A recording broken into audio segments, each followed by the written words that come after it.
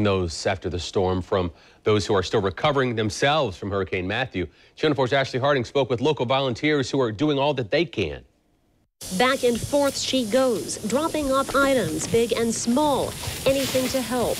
Martha Norse is a woman on a mission. She's one of many local volunteers coordinating and working to aid the people impacted by Harvey.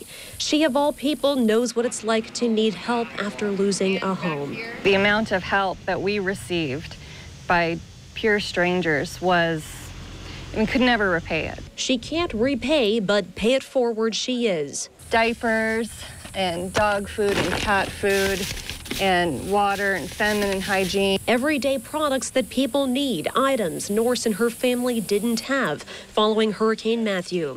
Norse's home was flooded out, her family's belongings destroyed. The home is still unlivable.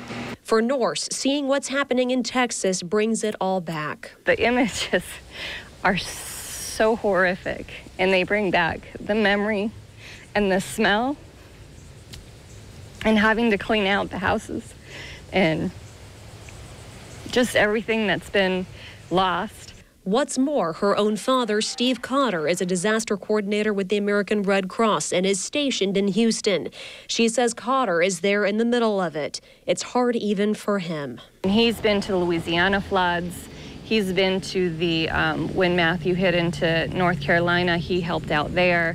So he's seen a lot of this, but he said by far this is the worst. As Norse has seen, the worst can still be overcome by the good in others.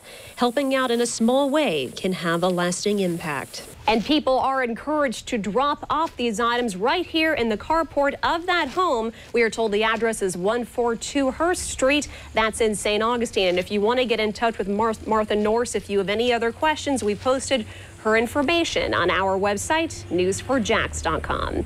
I'm Ashley Harding, Channel 4, the local station.